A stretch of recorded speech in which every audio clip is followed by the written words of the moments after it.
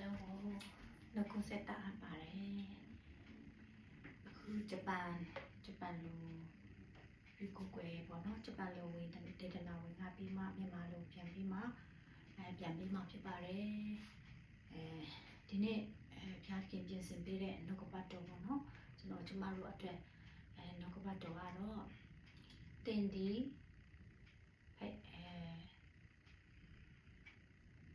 အဖဖျားခင်ဤကိုယ်စလေဖြစ်တယ်ကိုယ်စလေပေါ့နော်တင်ဒီဖျားခင်ရဲ့ကိုယ်စလေဖြစ်တယ်ကျွန်ုပ်ဒီဖျားခင်ရဲ့ကိုယ်စလေဖြစ်တယ်ဆိုတော့ကိုစားပြုတဲ့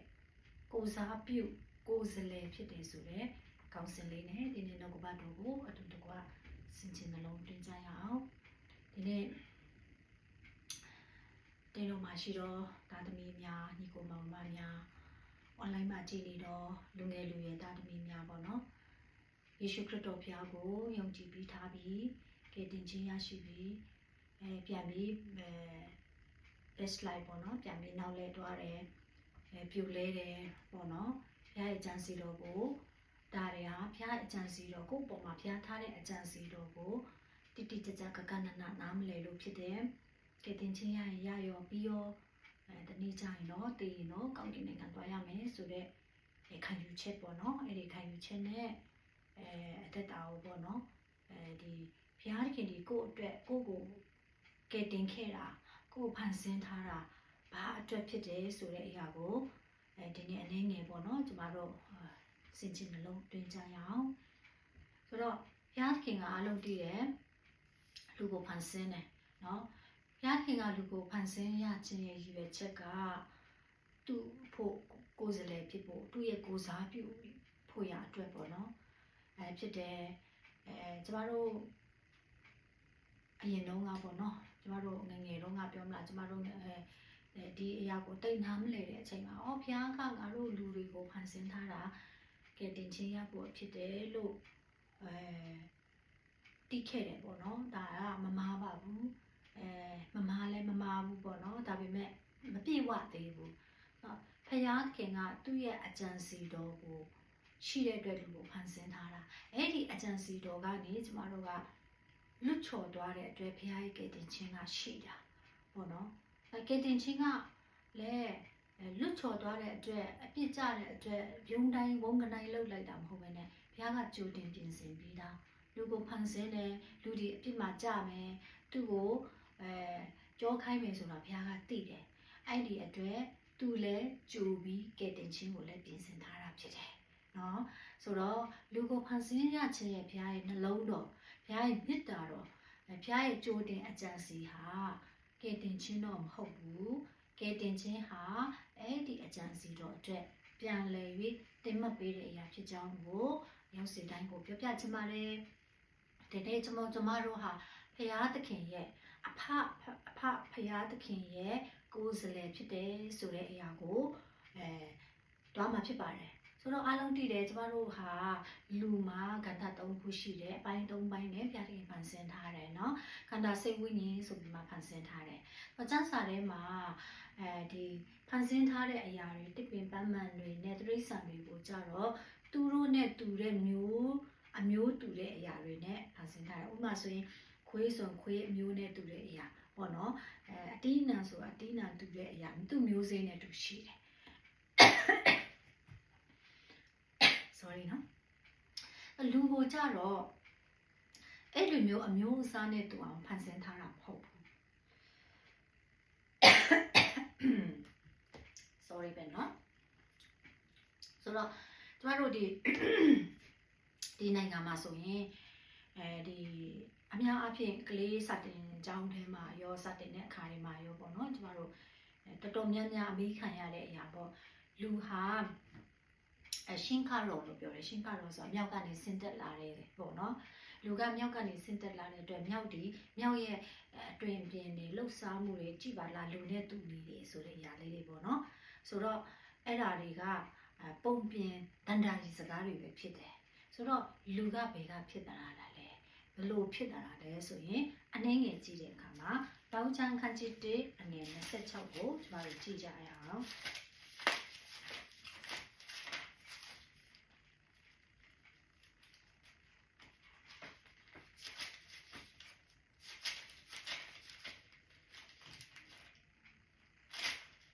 ဝကျမ်းခန်းကြီး1:26မှာတပံပြားခင်ကငါတို့ပုံတရံနှင့်တညီတရံဒီလူကိုဖန်ဆင်းကြဆိုသူဒီပင်လယ်ငါတို့ကိုတကောင်ပင်မိုးကောင်းကင်ငှက်တို့ကို၎င်းတာရင်တို့ကို၎င်းမြေတစ်ပြင်လုံး၌တို့ကမြေပေါ်မှာတွားတတ်သောတိရစ္ဆာန်ပေါင်းတို့၎င်းအုပ်စိုးစေဟုမိန့်တော်မူ၏ဒါကဘုရားသခင်ကလူကိုဖန်ဆင်းရခြင်းရဲ့ရည်ရွယ်ချက်ဖြစ်တယ်အကြံစီဖြစ်တယ်ဆိုတော့ဒီမှာကြည့်တဲ့အခါမှာလူကိုသူ့ရဲ့ကိုယ်စားပေါ့နော်သူ့ရဲ့ကိုယ်စလဲဖြစ်သူ့ရဲ့ကိုယ်စားဖြစ်သူဖန်ဆင်းထားတဲ့ကဘာကြီးကိုထိန်းချုပ်ဖို့ရအတွက်အုပ်စိုးဖို့ရအတွက်ဂိုင်းတွယ်ဖို့ရအတွက်ဖြည့်ရှင်းဖို့ရအတွက်ဘုရားကအဲ့ဒီလောက်ကြီးရည်ရွယ်ချက်ကြီးကြီးနဲ့လူကျမတို့ကိုဖန်ဆင်းထားတာဖြစ်တယ်ဆိုတဲ့အခါမှာ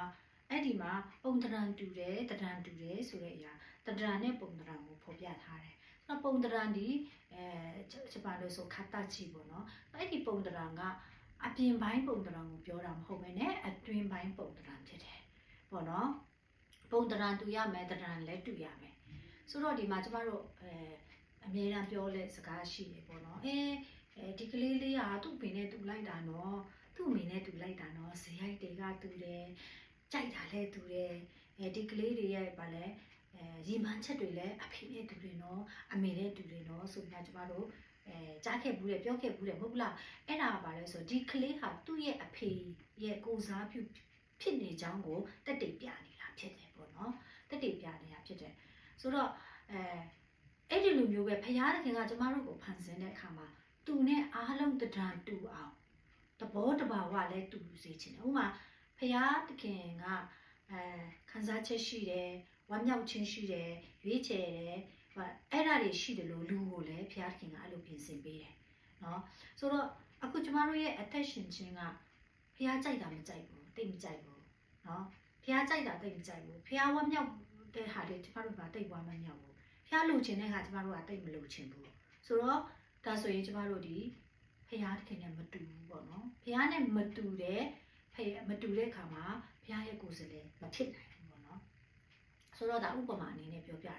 ဆိုတော့ဒီကိုယ်စလဲဆိုတဲ့စကားရဲ့အထူးအတွင်ပြင်လက္ခဏာကဘာကိုပြောလဲဆိုအပြင်ပိုင်းဆိုင်ရာကိုပြောတာမဟုတ်ဘူးဆိုတော့တချို့ဒီအပြင်ပိုင်းဆိုင်ရာတူတဲ့အရာတွေကိုကျမတို့ဘာနဲ့တွားပြီးပြောပြမယ်ဆိုဥမာပစ္စည်းတစ်ခုခုကိုထုတ်လုပ်တတ်တယ် quality မြင့်တဲ့ပစ္စည်းတစ်ခုကိုအစစ်ကထုတ်လုပ်တယ်နော်အစစ်ကထုတ်လုပ်ပြီးမှအဲ့အစစ်ကထုတ်နေစေမထုတ်ခင်မှာအတုကပေါ်လာတယ်နော်အဲ့ဒီအတုကဘာလဲဆိုအဲ့ဒီအစစ်ရဲ့အပြင်ပိုင်းဆိုင်ရာကိုယူတယ်ဥမာအယောင်ပြီးတော့သူ့ရဲ့ဖွဲ့စည်းမှုပေါ့နော်သူ့ရဲ့ဖွဲ့စည်းမှုဒီ၄တောင်းဆို၄တောင်းအဝိုင်းဆိုဝိုင်းပြီးအယောင်ပြီးဘလို့ပါညာအပြင်ပိုင်းဆိုင်ရာကိုအားလုံးသူအတုခိုးတယ်သူ့အောင်လုပ်နိုင်ပြီမဲ့လေအစစ်ရဲ့ quality ကတော့မရှိဘူးပေါ့နော်အဲ့ဒါပေါ့နော်ဆိုတော့ဒီတူညီချင်းဆိုတဲ့ဟာအပြင်ပိုင်းကိုပြောတာမဟုတ်ဘဲနဲ့ဘုရားသခင်ကကျမတို့ကိုအပြင်ပိုင်းတူခိုင်းတာမဟုတ်ဘဲနဲ့အတွင်းပိုင်းဆိုင်တဲ့ဘုရားသခင်မှာရှိတဲ့ quality နဲ့အမျှကျမတို့ကိုဖန်ဆင်းထားတာဖြစ်တယ်ဆိုတော့အဲ့ဒီဒိုင်ဟောဆိုတဲ့ကိုယ်စလဲထဲမှာဗာလဲဆိုဥမာဆိုရင်အဖေရဲ့အခွင့်အာဏာခွန်အားပြီးတော့ဆုံးဖြတ်ချက်ပြီးတော့လှုပ်ဆောင်နိုင်တဲ့ဆုံးဖြတ်ပြီးလို့ရှိရင်လှုပ်ဆောင်နိုင်တဲ့ဒီအာဏာပိုင်းဆိုင်ရာပေါ့နော်လှုပ်ဆောင်နိုင်တဲ့အရာအားလုံးလုပ်နိုင်တဲ့အရာသူဟာဆုံးဖြတ်နိုင်တယ်သူလုပ်နိုင်တယ်ဆိုတဲ့အရာတွေအားလုံးပေါင်းစည်းတဲ့လုပ်နိုင်တဲ့အရာပေါင်းစည်းတဲ့အရာတွေသူဟာကိုယ်စားပြုဖြစ်တယ်ပေါ့နော်ဆိုတော့အတွင်းပိုင်းဆိုင်ရာ quality နဲ့ပြည့်စုံတဲ့အရာပေါ့နော်ဆိုတော့အဲ့ဒီလိုမျိုးလူကကျမတို့ကဖန်ဆင်းခြင်းခံထားရတာဖြစ်တယ်နော်ဆိုတော့လူမှာဟုတ်ပြီအဲ့ဒီအတွင်းပိုင်းဆိုင်ရာကိုစားပြုတဲ့အတွင်းပိုင်းဆိုင်ရာတူညီတဲ့အရာတွေအတွင်းပိုင်းဖြစ်တဲ့ကိုခန္ဓာကိုပြောတာမဟုတ်ဘူးဆိုတဲ့အရာကိုကျမဥပမာအနေနဲ့ဗာနဲ့တွားပြီးနိုင်ရှင်ပြမလဲဆိုရင်ခရီးတွားတရုတ်လူမျိုးတယောက်ကပေါ့နော်ခရီးတွားတရုတ်လူမျိုးတယောက်က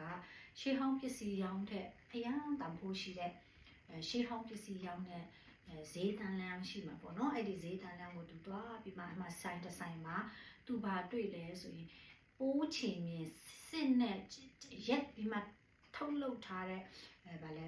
ခေါင်းအုံးအဟောင်းကိုသူတွေ့တယ်နော်အရာဟောင်းနေပြီဒါပေမဲ့အဲ့ဒီသူ့ရဲ့ပိုးသားလေးတွေကပိုးစင်မြင်မဲ့ ဟိုအထဲတွေကနေရေးပြီးမှတေချာလောက်ထားတဲ့ခေါင်းအုံးကိုသူတွေ့တဲ့အခါမှာအဲ့ဒီခေါင်းအုံးကိုသူဝယ်တယ်ဝယ်တဲ့အခါမှာဆိုတော့အဲ့ဒီခေါင်းအုံးကိုသူဝယ်ပြီးအိမ်ကိုယူသွားတဲ့အခါမှာခေါင်းအုံးရဲ့အပေါ်ပိုင်းပေါ့နော်သူရဲ့ခေါင်းအုံးအဖုံးဖြစ်မှာပေါ့အဖုံးမှာဘာစာသားလေးတွေ့ရလဲဆိုရင်ဂျပန်လိုဆိုရင်ဖူကုပေါ့နော်ဖူကုဆိုရှကုဖကုကိုပြောတာရှကုဖကုဆိုတာကောင်းကြီးမင်္ဂလာကိုပြောတာဖြစ်တယ်ဖူကုဆိုတဲ့အခန်းကြီးလေးပေါ့နော်ဂျပန်လိုရေးထားတာကိုတွေ့တယ်တွေ့တဲ့အခါမှာသူကအဲ့ဒီခေါင်းအုံးဖုံးပြောမလားအဲ့ဒီတစ်ထပ်ကိုခွာလိုက်တယ်ခွာပြီးမှနောက်ဒုတိယထပ်မှာကျတော့အဲ့ဒီစာသားလေးတွေကဒီတိုင်းဟိုငါတို့ဒီအင်ဂျီတွေမှာစာသားရိုက်တယ်လို့ရိုက်ပြီးလုပ်ထားတာပေါ့ကွာတေးချလေနေကျိုးနဲ့တေးချချီချုပ်ပြီးမှပေါ့နော်ရက်ပြီးမှအဲ့ဒီစာသားကိုထည့်ထားတာเนาะဆိုတော့သူ့ခြီသားလေးနဲ့လှုပ်ထားတာပိုးခြီသားလေးလှုပ်ထားတာဖြစ်တယ်ပေါ့နော်အဲ့တော့အဲ့တစ်ထပ်ကိုခွာလိုက်တဲ့အခါမှာဒုတိယတစ်ထပ်မှာသူပြန်ပါဖြစ်သွားတွေ့လဲဆို roku ဆိုတဲ့စာသားကိုပြန်တွေ့တယ်နော် roku ဆိုတဲ့ခန်းကြီးလေး roku ဆိုတာဆုလတ်တရဖူအခါဆုလတ်ပေါ့နော်ကောင်းကြီးမင်္ဂလာကောင်းကြီးမင်္ဂလာကောင်းတဲ့ good luck ပြီးလို့ရှိရင်ဆုလတ်ဆိုတဲ့အရာကိုတွေ့ရတယ်အဲ့နဲ့သူတတိယဒုတိယခေါင်းအုံးဖုံးကိုအဲ့ဒီအဖုံးကိုခွာလိုက်တော့အဲ့ဒီစာသားတွေနော်တတိယအဲ့ဒီခေါင်းအပေါ်မှာဘာပြန်တွေ့လဲဆိုမန်းဆိုတာကဒီအပြည့်အဝပြည့်စုံခြင်းရှမ်ပယ်ခြင်းကိုပြောတာပေါ့နော်အဲ့ဒီစာသားလေးကိုပြန်တွေ့တယ်ပြန်တွေ့တော့အဲ့ဒါပြန်ကြည့်လိုက်တဲ့အခါမှာခေါင်းအုံးပေါ်မှာဘာပြန်စာသားလေးတစ်ခုတွေ့လဲဆိုရင်ဒိုးဆိုတဲ့ခန်းကြီးကိုတွေ့တယ်ပေါ့နော်ဂျပန်လိုဒိုးလို့ရေးထားတယ်ဒိုးဆိုတာကအထွတ်အမြင့်ထားတာနော်အရန်တန်ဖိုးရှိလို့ဟိုဘယ်လိုပြောမလဲတန်ဖိုးရှိလို့ပေါ့နော်ထုတ်နဲ့ထားတယ်ဆိုတဲ့ခန်းကြီးစာသားလေးပေါ့နော်ဆိုရင်ခေါင်းအုံးဖုံးက၄ခါသူခွာလိုက်ပြီခွာလိုက်တော့အထုပ်မြက်ပြီးတဲ့နောက်မှာသူပြန်ခေါင်းအုံးကိုအပေါ်မှာကြည့်လိုက်တဲ့အခါမှာခေါင်းအုံးထဲမှာအထဲထဲမှာသူဘာတွေ့ရလဲဆိုရင်ခေါင်းအုံးမို့ထဲမှာပေါ့နော်သူဘာတွေ့လာလဲဆိုရင်အရာတန်ဖိုးရှိတဲ့ပလဲတွေ့ရတယ်ပလဲ49လုံးကိုတွေ့တယ်အဲ့ဒီပလဲကကျမတို့ဒီငကမှာပန်တဲ့အတိတ်လေးတွေမဟုတ်ဘူးနဲ့အကြီးကြီးတွေပလဲအကြီးကြီး49လုံးကိုတွေ့ရတယ်ဆိုတော့အဲ့ဒီပလဲအကြီးကြီး49လုံးကိုသူကတစ်လုံးကို9000နဲ့ပေါ့နော်ဂျပန်ရ9000နဲ့သူရောင်းတယ်ဆိုတော့တော်တန်ဖိုးရှိတာကိုနော်အဲ့ဒီခေတ်တုန်းကဆိုတော့9000နဲ့ရောင်းတဲ့အခါမှာ49လုံးကို9နဲ့မြောက်တဲ့အခါမှာ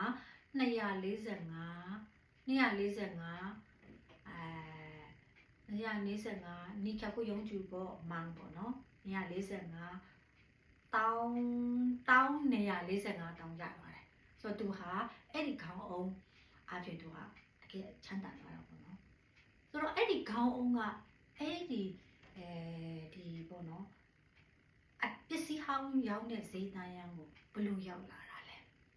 ဆိုတဲ့အရာရှိတယ်ဆိုတဲ့အခါမှာအဲ့ဒါဘယ်လိုရောက်လာလဲဆိုဒီတရုတ်လူမျိုးတွေပေါ့နော်တရုတ်လူမျိုးတွေထဲမှာဒီကဘာကုလာတာမကာတို့တကယ်ဒီဘယ်လိုနန်းတော်ဒီစစ်မှုဆိုင်ရာအာဏာရှိတဲ့အဲ့ဒီခေတ်တုန်းကပေါ့နော်အဲ့ဒီခေတ်တုန်းကစစ်ကုလာတမ်ကစစ်တီတွေများကဒီရော့ကူဂျူရှုနယ်ဆိုတာဒီခါနိုနန်ဒိုရှိဆိုတာရှိတယ်ခါနိုနန်ဒိုရှိဆိုတာအခုကျမတို့ဂျပန်မှာဒီနေ့မှာမွေနှစ်လို့ပြောတယ်ရှိတယ်လေနော်ငက်နှစ်ဘာလဲယုံနှစ်ဆိုတာရှိတယ်လေနော်ဒီကလန်ဒါမှာတော့အဲ့လိုမျိုးတော့မရှိဘူးကလန်ဒါမှာတော့2000နဲ့ဘလောက်ဆိုတာပဲရှိတယ်အဲ့တော့ဒီကျမတို့မြန်မာကလန်ဒါမှာလည်းရှိမယ်တင်နော်ဘာခုနှစ်မွေနှစ်ဘာနှစ်ဆိုတော့ဒီမှာသူတို့တရုတ်ပြည်မှာလည်းဗာလဲအဲ့ဒီဥစ္စာကဗာလဲဆိုနှစ်60မှာနှစ်60ထဲမှာဥမာတစ်နှစ်မှာဘာဆိုရှိသွားမှာပေါ့နော်ရှိသွားပြီးမှအဲ့ဒီနှစ်60တဲက39မြောက်တော့နှစ်ဖြစ်တယ်အဲ့ဒီနှစ်ရဲ့သူတို့ရဲ့ဒီကဘာကူလာတမကစစ်တီများကသူတို့ကဘယ်ကိုသွားလဲဆိုတခြားတိုင်းတစ်ပါးကိုသွားတာနော်ဒီတရုတ်ဘက်ကဟာတွေကတခြားတိုင်းတစ်ပါးကိုသွားပြီးမှအဲ့ဒီတိုင်းမှာရှိတဲ့နန်းထိုင်ပစ္စည်းတွေနန်းတော်တွေကိုဝင်ပြီးမှအနုကျန်းဈေးတွေပေါ့နော်အနုကျန်းဈေးမှာနန်းထိုင်ပစ္စည်းများတန်ဖိုးရှိတဲ့နန်းထိုင်ပစ္စည်းတွေရောတခြားတော့အရာတွေအားလုံးကိုသူတို့ကဖမ်းလာတယ်ယူလာတယ်ပေါ့နော်အနုကျန်းဈေးပြီးမှယူလာတယ်အဲ့ဒီထဲမှာအဲ့ဒီခေါင်းအုံးကပါလာတာဆိုတော့အဲ့ဒီခေါင်းအုံးပါလာတဲ့အခါမှာ အခုခုနဝယ်လိုက်တဲ့ဒီဧည့်သည်ကသူကအဲ့ဒီအဟောင်းဆိုင်မှာရလာတာကိုအဲ့ဒီအဟောင်းဆိုင်ကိုရောင်းတဲ့တထေးကအဲ့ဒီရောင်းတဲ့ခေါင်းအုံးကိုရောင်းတဲ့တထေးကအဲ့ဒီခေတ်တုန်းကစစ်ဗိုလ်ဖြစ်နေတာဒါတော့စစ်ဗိုလ်တယောက်ဖြစ်တဲ့အတွက်တရုတ်စစ်ဗိုလ်ကြီးတယောက်ဖြစ်တဲ့အတွက်သူကအဲ့ဒီနန်းပစ္စည်းတွေကိုထဲကနေတခုအနေနဲ့ခေါင်းအုံးသူရလာသူဘာကြောင့်အဲ့ဒီပစ္စည်းကိုအဲ့ဒီလက်ထဲကိုရောင်းရလဲဆိုရင်သူဒီအဲ့ဒီထဲမှာတန်ဖိုးရှိတယ်ဆိုတာကိုသူမသိလို့ဖြစ်တယ်တော့မသိဘူးသူသိရင်သူရောင်းသူပဲပေးမလဲနော်ဆိုတော့တန်ဖိုးရှိတယ်ဒါဘာကြောင့်ဒီခေါင်းအုံးကအရန်တန်ဖိုးရှိတဲ့ခေါင်းအုံးကသူတစ်ပါးလက်ထဲကိုရောက်သွားတာလဲဆိုမသိဘူးဆိုတော့သူမသိတဲ့ရလာကြောင့်ဖြစ်တယ်အဲ့လိုပဲကျမတို့အတက်တာပါလေကျမတို့အထဲမှာဘုရားကဖန်ဆင်းထားတဲ့အရာပေါ့နော်တတလောနေနော်တတလောနေပထမဆောင်ခန်းကြီး9ထဲမှာပြောလဲဆိုရင်လူကိုဘုရားသခင်ကခန္ဓာစိတ်ဝိညာဉ်ကိုပေးထားတယ်ဆိုတော့အဲ့ဒီခန္ဓာကတော့မြေမုံဖြစ်ပြီးမှစိတ်နဲ့ဝိညာဉ်ဆိုတဲ့အတွင်းပိုင်းပုံသဏ္ဍာန်နဲ့တဏ္ဍာဟာ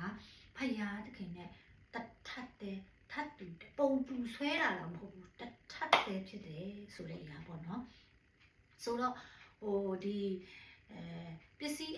အစစ်ရှိတဲ့အတူလိုက်လောက်တာအဲ့လိုမျိုးလည်းမဟုတ်ဘူးသူနဲ့လုံးဝသူ့ရဲ့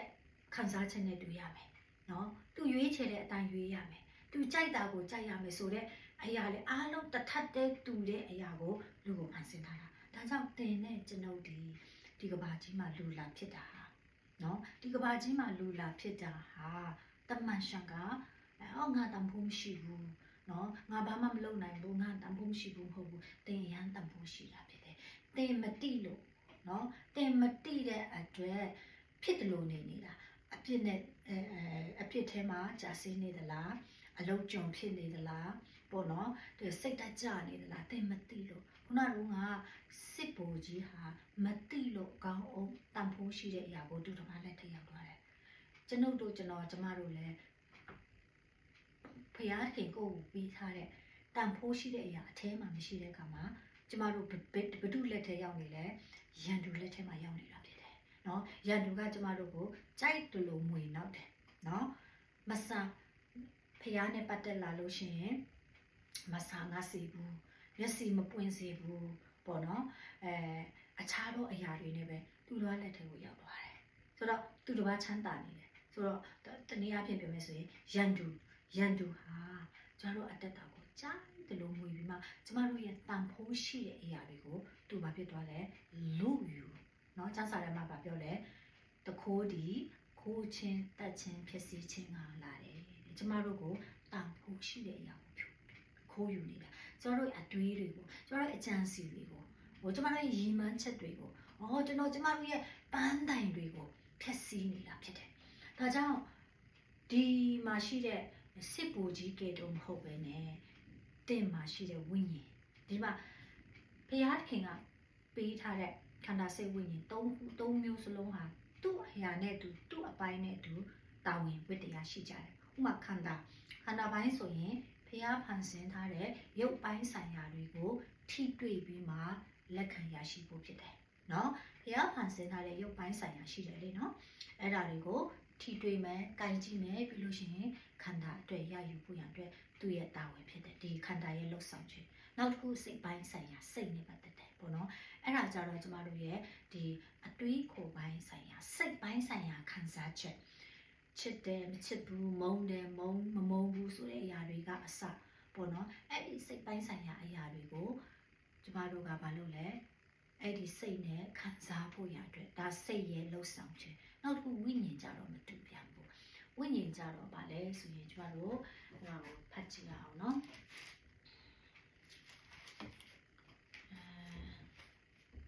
နိကောရိတုဒုတိယဆောင်ကိုကျွန်တော်ကြည့်ရအောင်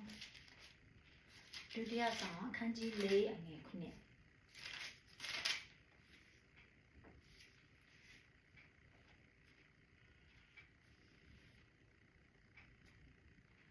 တို့တော်လဲတကိုးတော်ဤဂုံတီဒီငါတို့နှင့်မဆိုင်ဘုရားခင်နှင့်ဆိုင်မိအကြောင်းထိုပန်သားဒီမြေအိုးထဲမှာထည့်ထားလဲငါတို့၌ရှိ၏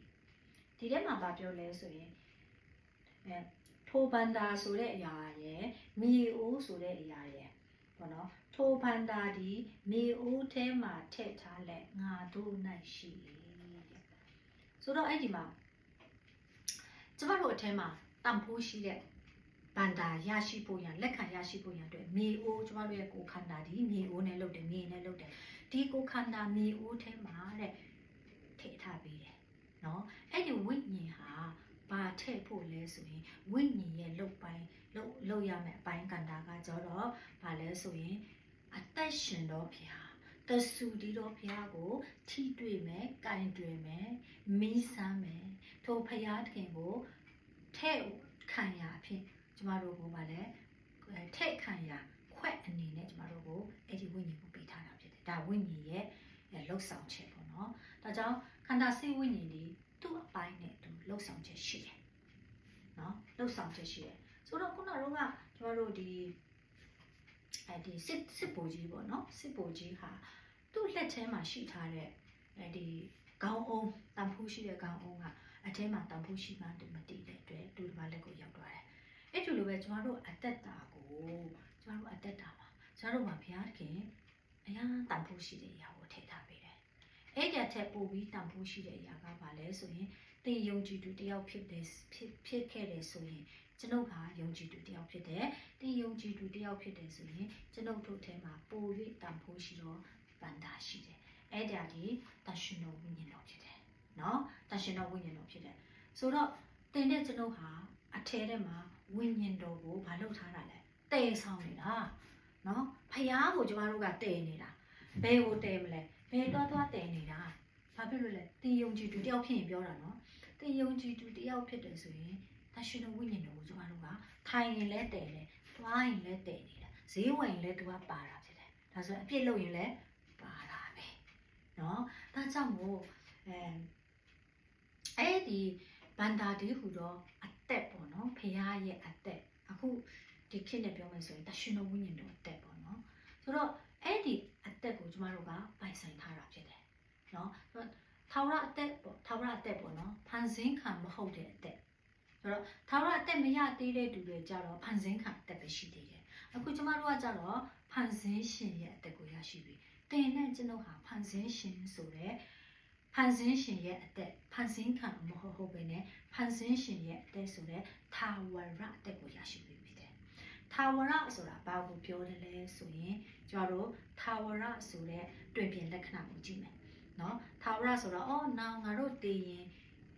ကောင်းကင်နိုင်ငံမှာဘုရားနဲ့အတူနေရမယ်ထာဝရအဲ့ဒါကိုပြောတာမဟုတ်ဘူးเนาะအဲ့ဒါပြောတာမဟုတ်ဘူးဆိုတာအဲ့ဒါလည်းပါတယ်โอเคကျမတို့ကြည့်မယ်เนาะထာဝရအသက်ရဲ့အတွင်ပြင်လက္ခဏာသူ့ရဲ့ဒီအတွင်ပြင်လက္ခဏာကိုကြည့်တဲ့အခါမှာထာဝရနံပါတ်1ဟုတ်တယ်ထာဝရဖြစ်တယ်เนาะထာဝရဖြစ်တယ်ပြီးတော့ strong တူဒီခွန်အားရှိတယ်နောက်တစ်ခုပါလဲဆိုရင်အနာရောဂါသူ့မှာအနာရောဂါမရှိဘူးထာဝရအသက်ဒီအနာရောဂါမရှိဘူးပြီးတော့ဖြတ်စည်းလို့လည်းမရဘူးเนาะကောလောသဲခန်းကြီး3ထဲမှာပြောထားတယ်เนาะတင်တို့ရဲ့အသက်ဒီခရစ်တော်ဘုရားသခင်ထင်နိုင်ခရစ်တော်နဲ့အတူဝတ်ထားလည်းဖြစ်တယ်ကျမတို့ထာဝရအသက်ရရှိပြီးဘုရားသားသမီးတွေဒီအသက်ကိုဖြတ်စည်းလို့လည်းမရနောက်တစ်ခုကကြတော့ယူရုကနိုင်လှုပ်ခါလည်းဘလောက်ပဲလှုပ်ခါဘလိုမျိုးပဲဆင်းရဲဒုက္ခရာစေကမို့ထာဝရအသက်ကြီးကနှုတ်ယူသွားဘူးလှုပ်ခါလို့မရဘူးပေါ့နော်နောက်တစ်ခုကသူဒီမတည်ဘူးထာဝရအသက်ဖြစ်တဲ့အတွက်တည်ခြင်းမရှိဘူးเนาะပြီးလို့ရှိရင်ထာဝရအသက်ရတဲ့သူတွေကဲတင်ခြင်းရတဲ့သူကအပြစ်မလုပ်ဘူးအဲ့ဒါအဓိကเนาะအပြစ်လုံးဝပြန်မလုပ်ဘူးတင်ထာဝရအသက်ရတယ်တင်ကဲတင်ခြင်းရပြီးတင်မှန်ကန်စွာဘောနိုင်ငံဖြစ်တယ်ဆိုရင်ထာဝရအသက်ရတော့သူဒီလိုထာဝရအသက်ရဲ့အတွင်ပြင်လက္ခဏာတိတ်ထဲမှာပေါ်လွင်နေရမယ်ဆိုတော့အဲ့ဒီ6ချက်9ချက်နဲ့ရထားတဲ့သူတွေဟာ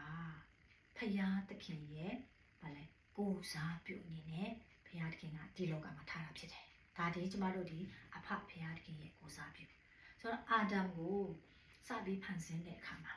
နော်အာဒမ်ကိုဖန်ဆင်းတဲ့โอเคဒီလူဟာဒီအပေါင်းချမ်းခန်းကြီး26ကမဖန်ဆင်းသေးပဲနဲ့ဖယားရဲ့အကြံစီထဲမှာရှိပြီးသားငါဒီလူကိုဖန်ဆင်းမယ်ဒီလူကိုဖန်ဆင်းပြီးရင်ဒီလိုလုပ်ပါမယ်ဒီလိုထားပါမယ်ဒီလိုအခွင့်အာဏာလေးတွေပေးပါမယ်ဆိုဘုရားက image ထားတာဖြစ်တယ် ဆိုတော့ဖန်ဆင်းပြီးမှအာဒမ်ကိုဘယ်မှာထားလဲအသက်ပင်ရဲ့အရှိမှာထားတာဖြစ်တယ်ဆိုတော့အသက်ပင်ရဲ့ဘေးနားမှာကောင်းမကောင်းတည်ကျွမ်းရပင်လည်းရှိတယ်ဆိုတော့ဘုရားသခင်ကလူကိုဗာပေးထားလဲရွေးချယ်ပိုင်ခွင့်အဖြစ်ပေးထားတယ်နော်ရွေးချယ်ပါတဲ့ကိုဆိုတော့အာဒမ်ဒီဖန်ဆင်းခါစကတဲ့ကနေအာဒမ်မှာလိုအပ်နေတာဘုရားအသက်ကိုလိုအပ်နေတာဖြစ်တယ်နော်သူ့ကိုဘာဖြစ်လို့အသက်ပင်ရှိမှထားတယ်လဲဆိုရင်အသက်ပင်ရဲ့အတီးကိုစားပြီးမှဖယားနဲ့အတူထာဝရအသက်ရှင်မယ်အခွင့်အာဏာပေးတယ်နော်ဆိုတော့ပြောချင်တာကအာဒမ်ဒီအပြစ်လှုပ်ခြင်းမလှုပ်ခြင်းပေါ်မှာထာဝရအသက်ရခြင်းမရခြင်းကိုပြောတာမဟုတ်ဘဲနဲ့အပြစ်လှုပ်တည်ဖြစ်စေမလှုပ်တည်ဖြစ်စေတူတည်အသက်ပင်ရဲ့အတီးကိုစားမှရမှာဒါကြောင့်ဘုရားသခင်ရဲ့အကြံစီကအသက်ပင်ရဲ့အရှိမထားတယ်ဆိုတာအသက်ပင်ရဲ့အတီးကိုကောက်စားခြင်းတာခူးစားစေခြင်းတယ်ဒါပေမဲ့ဘုရားကအတင်းမလုပ်တဲ့ဘုရားအတင်းတော့မလုပ်ဘူးတင်ရွေးချယ်ပါနော်ဒီအပင်ကတော့ထာဝရအသက်ဖြစ်တဲ့ဝှချင်းနာချင်းတည်ချင်းမရှိဘူးအပြစ်မရှိဘူးဒီအပင်ကတော့ထာဝရတည်နေနော်ဆိုပြီးနင်းတစ်ခုရွေးပါနော်ဒါကြောင့်အာဒမ်ဒီဖန်ဆင်းကတဲ့ကနေဖန်ဆင်းလာပြီးကတဲ့ကနေလို့သူ့မှာဘုရားအသက်လိုအပ်တယ်သူ့ကိုစပြီးဖန်ဆင်းတဲ့အခါမှာသူ့ကိုလူအသက်ပေးထားတာဖြစ်တယ်နော်ဒါကြောင့်ထာဝရအသက်ဆိုတာကလူအသက်ထပ်ပေါင်းပြီးမှဖရာအသက်ကိုထပ်ပေါင်းပြီးတယ်ဒါပေမဲ့လူကဘာဖြစ်သွားတာလဲအပြစ်မှာကြဆင်းသွားတဲ့အခါမှာလူမှာဖြည့်ရှင်းချက်နှမျိုးဖြစ်သွားတယ်တမျိုးကကြတော့ဗာလဲအပြစ်ပြဿနာကိုဖြည့်ရှင်းရပြီးမှအပြစ်ပြဿနာဖြည့်ရှင်းပြီးမှဒါလည်းအသက်ကိုပေးတာဖြစ်တယ်ကျမတို့ရေပိုက်လိုင်းတစ်ခုခုပိတ်ဆို့လို့ပြတ်သွားတယ်ဆိုရင်ပိတ်ဆို့တဲ့အရာတွေအရင်မဖြေရှင်းဘူးဘယ်နဲ့ပေါ့နော်မပြုတ်ပင်ပင်နဲ့ရေပိုက်အတိတ်ကောင်းကိုရေပိုက်လိုင်းအတိတ်ကိုမထည့်ဘူးနော်အဲ့ဒီလိုမျိုးပဲလူကကြဆင်းသွားတဲ့အခါမှာပထမ step အနေနဲ့အဖြစ်ပြဿနာကိုဖြေရှင်းရတယ်ပြီးမှအသက်ပေးတာဖြစ်တယ်နော်ကျမ်းစာထဲမှာပြောတယ်လေဂူတကူထဲမှာဗာလဲတစ်ကောထဲမှာနော်တစ်ကောထဲမှာဗာပြောလဲဆိုရင်တခင်တို့ဘလို့မှအတူတူနေလို့မရဘူးဆိုတဲ့အရာပေါ့နော်ဆိုတဲ့အခါမှာတခင်ဟောင်းကဥစ္စာကိုအရင်မဖြေရှင်းပဲအပြစ်ပြဿနာကိုအရင်မဖြေရှင်းပဲနဲ့တခင်တစ်ကဝင်မလာဘူးနော်ဒါကြောင့်မို့အာဒမ်တို့ကကြတော့ဗာလဲအာဒမ်ဒီအပြစ်မပြုတ်ခင်ပေါ့နော်အပြစ်မပြုတ်ခင်မှာသူဒါလဲဒီမွေရဲ့တွေးဆောင်ခြင်းလာတဲ့အခါမှာအဲ့ဒါကိုမစားပဲထာဝရအတက်အတီးကိုစားလိုက်မယ်ဆိုရင်တော့အပြစ်ပြဿနာတော့မရှိတော့ဘူးပေါ့နော်ဆိုဒီသူကိုဆိုတော့သူကိုဖန်ဆင်းကလေးကနေသူ့လိုအပ်နေရတော့ဖရာအသက်အဲ့ဒီဖရာအသက်ကိုယူပြီးမှရယူပြီးမှဖရာသခင်ရဲ့အကြံစီဖြစ်တော့ကိုယ်စလဲဆိုဤလောကဖရာဖန်ဆင်းထားတဲ့အရာကိုဖရာနဲ့အတူအုပ်စိုးဖို့အလို့ငါဖရာသခင်ကအကြံစီရှိတယ်နော်အဲ့ဒီအရာကိုလူကဘာဖြစ်သွားလာလဲဆုံးရှုံးသွားတယ်ကြာဆင်းသွားတယ်ဘာကြောင့်လဲခုနကတော့စစ်တီတော်ကြီးဘိုးကြီးလိုတော့မတည်ဘူးကျမတို့အတက်တာမှာလဲဖယားပေးထားတဲ့ကျမတို့အထက်မှာဗန္တာရှိတယ်အဲ့ဒီကျမတို့ရဲ့လူရင်ဆိုတဲ့အရာကြီးကတားတန်ဖို့ရှိတာဖြစ်တယ်တင်းရင်တိပါကျွန်ုပ်လည်းတိပါအခုဒီမှာကြားနာတဲ့တူတွေညီကိုမောင်မတွေပေါ့နော်ဆိုတော့ကဲတင်ချင်းအတွက်ပဲကဲတင်ချင်းရရင်ပြီးဆိုတဲ့အရာပဲမဟုတ်ဘဲနဲ့ကျမတို့ဒီကဲတင်ချင်းကိုလည်းရပြီးမှဖယားအသက်ကိုယူပြီးမှခြေလန်းတက်ဖို့ဖြစ်တယ်ဆိုတဲ့အရာကိုပြောချင်တာဖြစ်တယ်နော်ဆိုတော့ဒီမှာကိုယ်စလဲဆိုတဲ့ကိုစားပြုပေါ့နော်အဲ့ဒီကိုယ်စလဲဟာဘာနဲ့ပဲဆက်ဆက်တယ်လဲဘာနဲ့ပဲဘုရားသခင်ကကျမတို့ကိုတာဝန်ပေးတယ်လဲဆိုရင်အသက်နဲ့ပဲဆက်ဆိုင်တာဖြစ်တယ်ဥပမာကျမတို့မိသားစုထဲမှာတားကြီးနော်ဒီအိမ်ရဲ့အုပ်စိုးပိုင်ခွင့်စီရင်ပိုင်ခွင့်ကိုတားသမီးလက်ထဲမှာပေးထားတယ်သူတို့အရွယ်ရောက်လာတဲ့အခါမှာဒီအိမ်ကိုအုပ်စိုးပိုင်ခွင့်သူတို့ရှိတယ်ဒါဆိုရင်ဘာဖြစ်လို့လဲကျမရဲ့တားသမီးဖြစ်လို့နော်အတွေ့အတာနဲ့သက်ဆိုင်တဲ့အသက်ပါတော့အဲ့ဒီလိုမျိုးပဲဖယားသခင်ရဲ့ကိုယ်စလဲဖြစ်ဖို့နော်ဖယားသခင်ရဲ့ကိုယ်စလဲဖြစ်ဖို့ဖယားသခင်ပေးတဲ့အခွင့်အာဏာနဲ့အသက်ရှင်ဖို့ရန်အတွက်ကျမတို့ဒီအသက်လိုအပ်တာဖြစ်တယ်နော်ဆိုတော့အခုဆိုရင်ကျမတို့အတွက်ဆိုရင်ဘာဖြစ်သွားပြီလဲအသက်ရဖို့ရန်အတွက်အပြစ်ကိုရင်ဖြည့်ရှင်းပေးရတယ်ဆို တော့အဲ့ဒီအတွက်သခင်ယေရှုဟာလွန်ခဲ့တဲ့နှစ်ပေါင်း2000ကျော်တော့ကတင်နဲ့ကျွန်ုပ်တို့ဤလောကကိုလာတယ်ထိုရွေးနှုတ်ခြင်းကိုဖြတ်ကျော်ပြီးမှရွေးနှုတ်ခြင်းအပြင်အသေးခံတယ်တုံရမြောက်တော်နေမှာရှင်ပြန်ထမြောက်တယ်အဲ့ဒီရွေးနှုတ်ခြင်းကဘာကြောင့်ကျမတို့ကိုရွေးနှုတ်လဲဆိုရင်ဘုရားသခင်ရဲ့ဖန်ဆင်းခြင်းပုံမှာသူ့ရဲ့အကြံစီရဲ့ဖန်ဆင်းခြင်းပုံမှာမူတည်လို့ရွေးနှုတ်တာဖြစ်တယ်။ဘာကြောင့်တိကိုကဲတာလဲဆိုရင်အဲ့ဒီအကြံစီရှိထားလို့အဲ့ဒီအခွင့်အာဏာနဲ့ကိုယ်စလဲအနေနဲ့ထားချင်လို့ဘုရားရဲ့ရွေးချယ်ခြင်းနဲ့ရွေးနှုတ်ခြင်းနဲ့ကဲတင်ခြင်းကပေးရတာဖြစ်တယ်။ဆိုတဲ့အခါမှာသခင်ယေရှုဟာ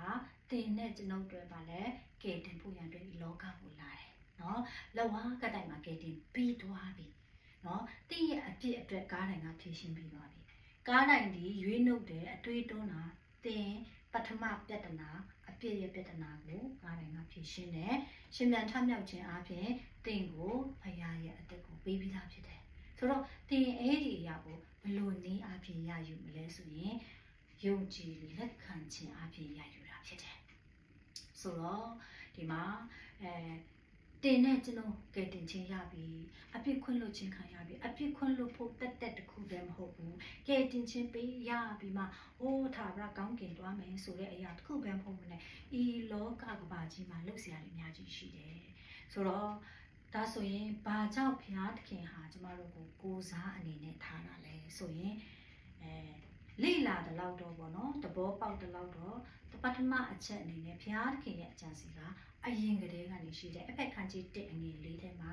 ယေရှုခရစ်တော်ထင်၌ကျွန်ုပ်တို့ကိုရွေးချယ်ထားပြီးသားဖြစ်တယ်။အဲဒီရွေးချယ်ခြင်းအပေါ်မှာမူတည်ပြီးမှကျွန်ုပ်တို့ကိုဖန်ဆင်းတယ်။နော်ဖန်ဆင်းတာကလည်းသူ့ရဲ့အကြံစီရှိလို့ဖြစ်တယ်။အားလုံးဆက်ဆက်နေတယ်ဆိုတော့နောက်တစ်ပေခန်းကြီး2အငယ်9မှာအချက်3ချက်ရှိတယ်။နော်တင်နဲ့ကျွန်ုပ်ကိုပေးထားတဲ့အခွင့်အာဏာယေဘရဟိတ်နေရာပေးထားတယ်ဘယင်အနေရာပေးထားတယ်အဲ့ဒါကိုစလဲလေးလုပ်ရမယ်ရာယေဘရဟိတ်လုပ်ရမယ်ဘယင်နေရာမှာလုပ်ရမယ်ကျွန်တော်တို့ဖတ်ကြည့်ရအောင်လေနော်တစ်ပေခန်းကြီးနေအနေနဲ့ကိုဖတ်ကြည့်ရအောင်တင်တို့မူမှာမောင်မိုက်ထဲမှာအံ့ဖွယ်တော့လင်းတော်တို့ခေါ်တွင်းတော်မူတော့တူဤကုန်ကျေးဇူးတော်ကိုဖော်ပြစေခြင်းကရွေးချယ်တော်မူသောအမျိုးဖြစ်ကြ၏မင်းစည်းစိမ်ရှိသောယေဘရဟိတ်အမျိုးတန်ရှင်တော်လူမျိုးပိုင်ထိုက်တော်မူသောအပေါင်းအသင်းဖြစ်ကြ၏တဲ့ဒီမှာကျမတို့ကိုဗာလဲဖခင်သခင်ရဲ့လူမျိုးတော်နော်အဲ့ဒီလူမျိုးတော်ဖြစ်မှသာလေကိုယ်စလဲအနေနဲ့နေရာမှာရမှာဖြစ်တယ်အဲ့တော့ဖခင်သခင်ရဲ့လူမျိုးတော်အတွေးတန်းနဲ့တက်ဆိုင်တဲ့အရာနော်ဖျားသခင်ရဲ့လူမျိုးတော်ဖြစ်လာကျမတို့ကတွေးသားနဲ့တော့မသက်ဆိုင်ဘူးနော်ယူဒလူမျိုးဒါပေမဲ့ဘာအားဖြင့်ကျမတို့ကိုဖျားရဲ့လူမျိုးတော်တွေထည့်လဲဆိုရင်ခရစ်တော်အားဖြင့်ထည့်ပေးတာဖြစ်တယ်ယေရှုခရစ်တော်အားဖြင့်ကျမတို့ဟာရွေးချယ်တော်အမျိုးဖြစ်တယ်တဲ့မင်းစည်းစိမ်ဖြစ်တော်ယေဘရဟိတ်အမျိုးဖြစ်တယ်နော်မင်းစည်းစိမ်ရှိတော်ယေဘရဟိတ်ဖြစ်တယ်အဲ့ဒါကြောင့်ကျွန်တော်တို့ကလည်းအမောင်ကနေဗာလဲအလင်းတို့ကိုပို့ဆောင်ပေးတယ်ဆိုတဲ့အရာနော်ဒီအကြံစီတော်ဟာတင်နဲ့ကျွန်တော်အတွက်ဒီရာထူးပြောမလားဒီကိုယ်စလဲဒီအရာကိုမတိလို့မရဘူးတိကိုသိရမယ်နော်နောက်တစ်ခုရောမအခန်းကြီး8နော်ရောမအခန်းကြီး8ရဲ့အနောက်ဘက်မှာဖတ်တဲ့အခါမှာအဲ့ဒါယုံကြည်သူတွေတင်နဲ့ကျွန်တော်ယုံကြည်သူတွေအတွက်ဖခင်သခင်အနာဂတ်မှာကျမတို့ကိုပေးအပ်ထားတဲ့တာဝန်ဝတ္တရားဖြစ်တယ်အနာဂတ်နော်အနာဂတ်တွေဆိုတော့အဲ့ဒါဘုရားသခင်ရဲ့ကိုယ်စလဲနောက်တစ်ခုကပါလဲဆိုရင်ဟေရှာယ14နဲ့ယေစကြည်လ28မှာယေစကြည်လ28အငယ်15ကနေ18အားလုံးတည်တယ်ဟေရှာယ14နဲ့ယေစကြည်လ28အတူတူပဲအဲ့ဒီမှာဘာဖြစ်သွားပြီလဲရန်သူတီဟူသောလူစီဖာဒီကောင်းကင်ကနေမြေကြီးကိုဘုရားသခင်ကချပလိုက်ပြီဒါဆိုဒီလောကကြီးကအမောင်ကြီးဖြစ်သွားပြီနော်အဲ့ဒီအမောင်မှာကျမတို့ဟာဘာကိုတည်ဆောင်သွားရမလဲဆိုရင်ထာဝရအသက်ကိုပိုင်ဆိုင်တဲ့ကျမတို့ရဲ့ဒီစာလံခန်းကြီးစာလံ119အငယ်105မှာပါပဲလေကျွန်တော်တို့ရဲ့မီးခွက်နော်ဆိုတော့ဒီကျမတို့ကိုပေးထားတဲ့ဝိညာဉ်စိတ်ဝိညာဉ်မီးခွက်ဟာ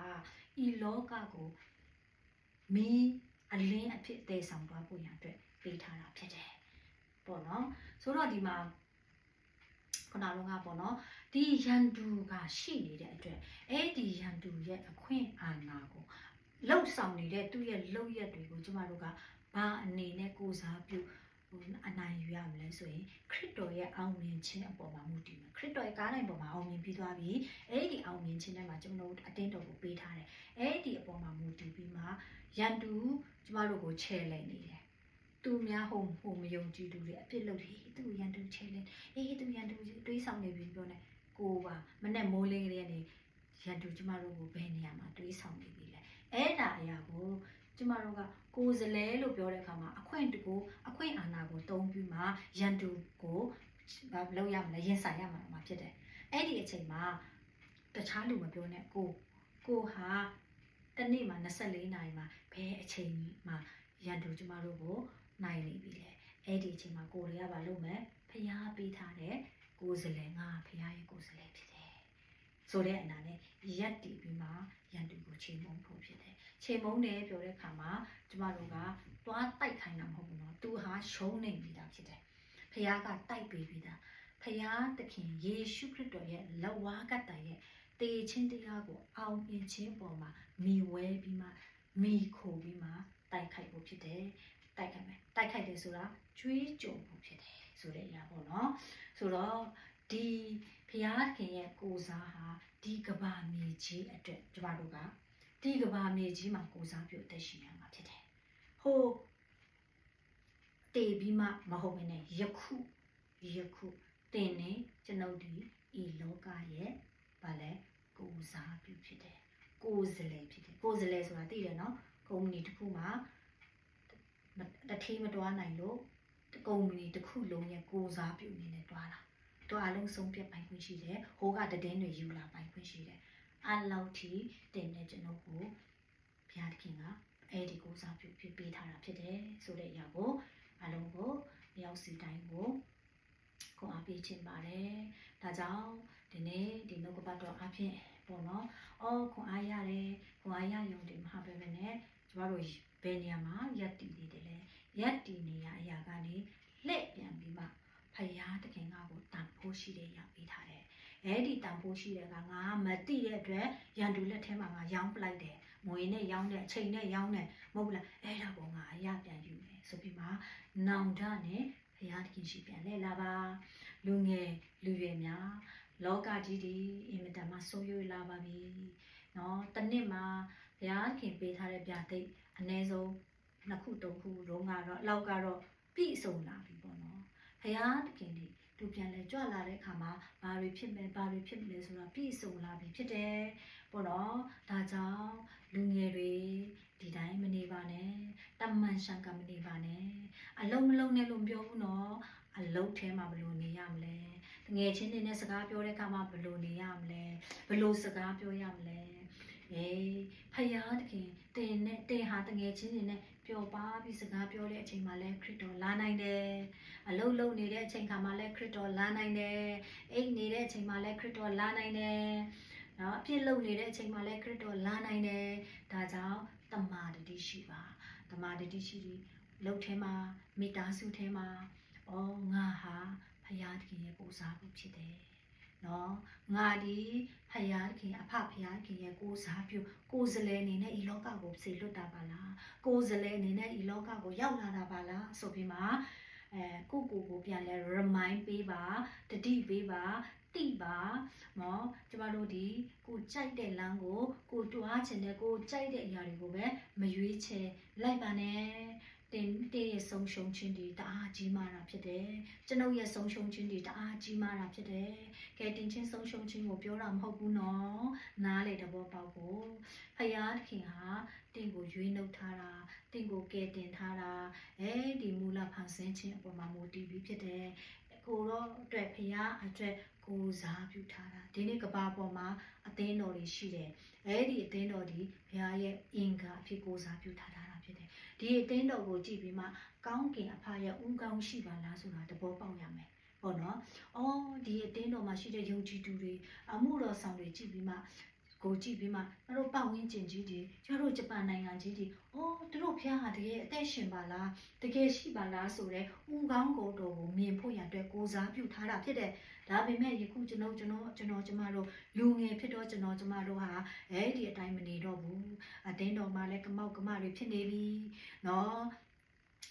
တယောက်နဲ့တယောက်အပြိုင်ဆိုင်တွေမနာလိုချင်းတွေနဲ့ရှိတဲ့အခါမှာမယုံကြည်သူတွေလိုင်းပေါ်မှာအများကြီးကြားရတယ်။အိုးဟိုဟာဘသူဒါဘာဖြစ်တယ်။အိုးသူတို့ခရိယာကဘာဖြစ်တယ်နဲ့ဖြစ်တာဘာဖြစ်လို့လဲ။နော်ကျမတို့